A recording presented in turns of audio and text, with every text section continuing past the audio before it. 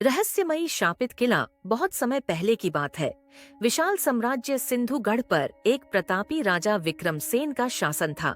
उनकी वीरता और न्यायप्रियता दूर दूर तक प्रसिद्ध थी। परंतु उनके राज्य की सीमा पर स्थित एक प्राचीन किला काल दुर्ग हमेशा रहस्य और भय का केंद्र बना रहा। कहा जाता था कि वहां अजीब घटनाएं घटती हैं, रात में चीखें सुनाई देती थीं और जो भी अंदर गया कभी लौटकर नहीं आया।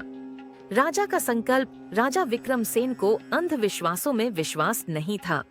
उन्होंने फैसला किया कि वे खुद उस किले में जाकर इस रहस्य से पर्दा उठाएंगे। उनकी रानी महारानी सुमित्रा ने उन्हें रोकने की बहुत कोशिश की, लेकिन राजा अडिग रहे। उन्होंने अपने सबसे विश्वास पात्र सेनापति वीरभान और कुछ योद्धाओं के साथ किले में प्रवेश करने का निश्चय किया। जैसे ही राजा और उनके सैनिक किले के अंदर पहुंचे, उन्हें चारों ओर अजीब सी गूंज सुनाई देने लगी। किले की दीवारों पर अनजान लिपि में कुछ लिखा हुआ था। अचानक एक भीषण गर्जना हुई और सैनिकों की मशालें बुझ गईं। अंधेरे में एक डरावनी परछाई प्रकट हुई। तुम यहाँ क्यों आए हो, राजा विक्रमसेन? राजा ने तलवार निकाल ली और गरज कर कहा, मैं सिंधुगढ़ का राजा हूँ। मैं अपने राज्य में किसी भय या अंधविश्वास को स्थान नहीं दूंगा। परछाई ने ठहाका लगाया और अचानक पूरा किला रोशनी से भर गया।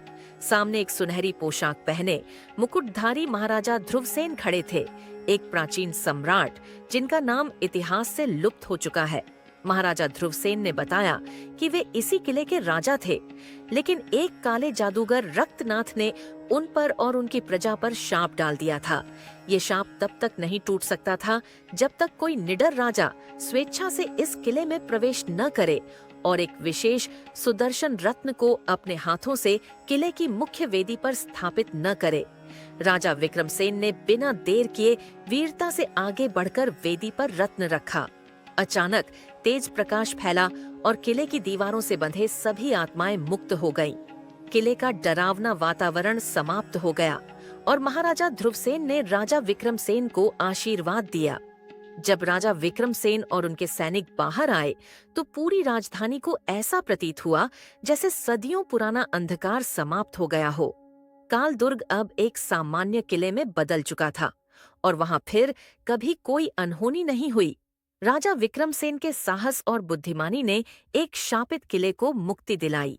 यह कहानी आज भी सिंधुगढ़ में सुनाई जाती है और वहां के लोग कहते हैं कि यदि कभी सच्चा और निडर राजा जन्म ले तो काल दुर्ग का दीपक स्वयं जल उठता है।